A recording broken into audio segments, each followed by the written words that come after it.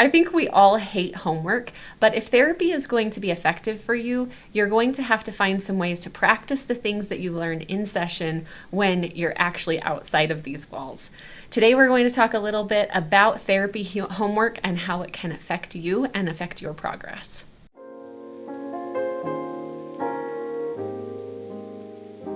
Any stories shared in this podcast have had names and details changed for the confidentiality of clients. Any resemblance to someone real is coincidental. Hello everybody, thank you for joining us for another episode. In today's episode, we are going to talk about why therapy doesn't work if you are not following through with the things your therapist asks you to do.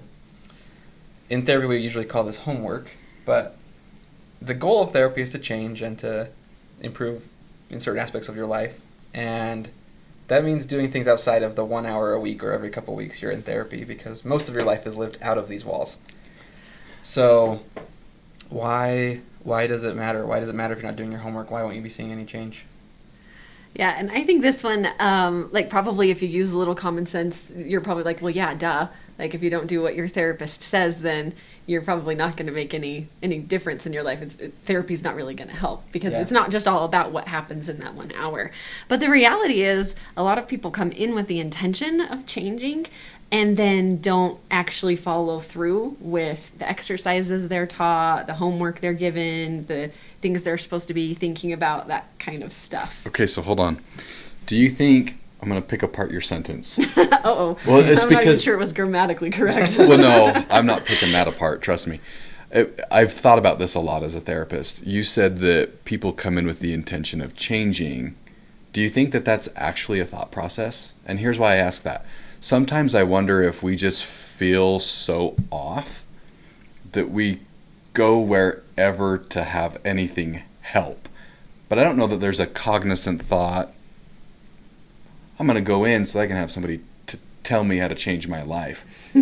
You're probably right. Do you think that's like a fair statement? Yeah, I think most people come in thinking, I don't feel good, and everyone says go to therapy. And I'm going to like, therapy. That's like where it ends, right? Like, I show up every week and I talk, and until you sit down you realize, oh my gosh, my therapist asked me to do a lot of stuff.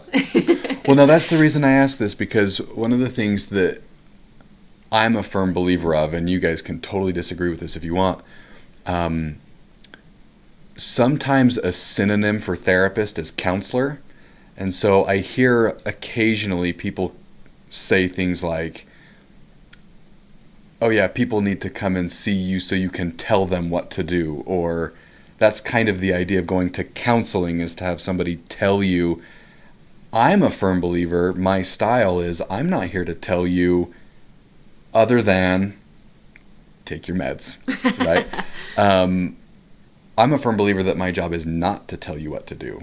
No, I rely heavily on the fact that I can use that as my fallback and be like, I can't tell you what to do. And the reason that I think that is because I think a big part of the therapeutic process is helping people develop a confidence in their own ability to make decisions that are going to benefit them in the long run.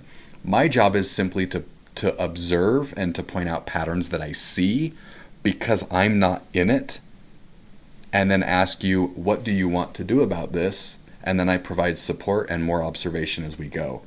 That's why I ask the idea of, do people come in with this intent to change? I actually think that a lot of us come in and are like, well, people say go to therapy, here I am, now what? And then they get a whole bunch of homework from Josh and they're like, I don't want this. You know what I mean? Right, so maybe let's restate it this way. People come into therapy with the intention of changing the way they feel. That's probably fair. And when they get here, they may realize that this means that they're going to have to change quite a bit of behavior. And your therapist is not likely to just tell you, hey, you got to change A, B, C, D things. In conversation, the two of you are going to try to uncover what things need to change. And they may be things that you have known for a long time that you probably should be doing and are not doing. But in therapy, you're going to run across the fact that there are things that you're going to have to do if you want to feel better. Yeah, I completely agree with that. Okay, so would you guys say then that your style as well is not tell people what to do differently? Yeah? Yeah. Do you think that's most of us? I actually really hope so, just because I think that if somebody tells you to do something, the reaction is usually, I'm not doing that. Right? Sure. Sometimes we don't want to do it. It's just simply because somebody else told us to do it. And therapy is about building insight so that eventually you don't have to go to therapy anymore. You can have the insight for yourself about what needs to change. And so I do think that hopefully your therapist will help you explore things that could make positive changes in your life. And then it's more of a discussion about what needs to change as opposed to straight up like advice giving. Yeah, and I think that's one of the fears too, is if your therapist is telling you what to do, is that your therapist telling you what to do so you can reach your goals, or is that, like, am I telling someone what to do because of my values and what I think would be best for them, when what they want might be totally opposite to what I think they should do? And that's okay, that's their right. Yeah. I just want to make the comment and maybe just share a brief experience where I think the idea that therapy doesn't work because we don't do our homework, I think the full benefit, well, full, that's probably a big statement. A chunk of the benefit of therapy is that you're talking with somebody who is not in the same situation. And so they have the training to observe patterns, and then they give you this feedback that people around you may not give you, and then they support you through whatever the consequences of that are. I said to somebody the other day, it might have been you guys, I don't know, I think it was a client, but an interesting thing about being a therapist is that all my coworkers are also therapists, right? And so we sit down and we have a team meeting, or we sit down and we have our fun lunch, or we do whatever, and before you know it, you're all making therapy jokes about each other, and you learn about yourself things that you wouldn't have normally seen. When we first started doing this filming and podcasting, all of a sudden the two of you yip yaps are talking about how direct Josh is. I never would have considered myself a direct person. And I think that's one of the benefits of therapy, is you have someone from the outside who's observing patterns that's trained to see in those patterns.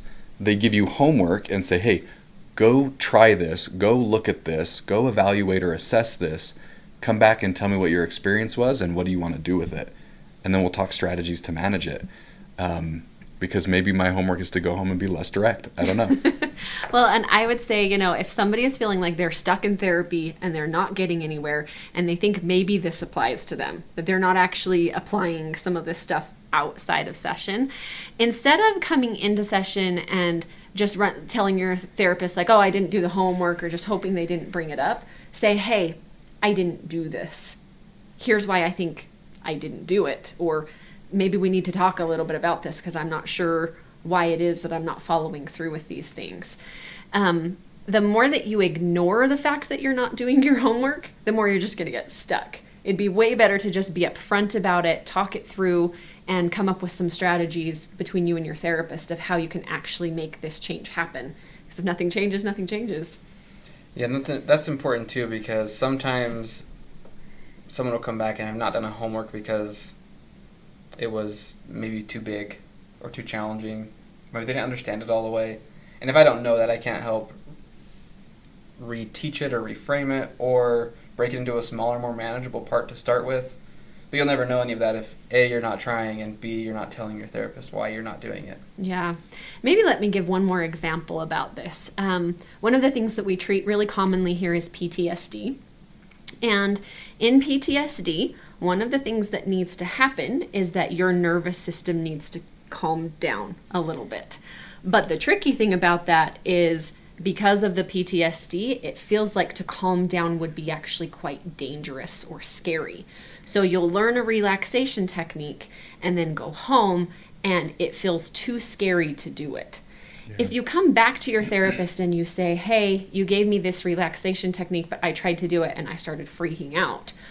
Guess what? I can help you work through that in therapy because there's part of you that we really do need to work with so that you can overcome some of this fear.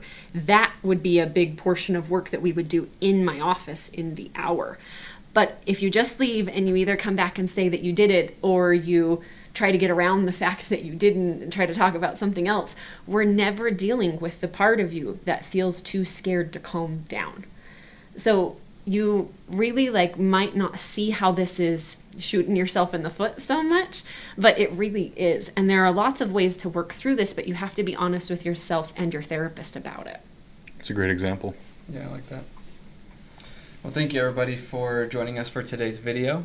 If you have any questions, we'd love to talk in the comments. If you enjoyed it, please like and subscribe, and we'll see you on the next one. Thanks. Bye. If you enjoyed today's video, please like and subscribe. Thank you so much for watching. We've got other videos for you to check out and more exciting things coming soon. So thank you.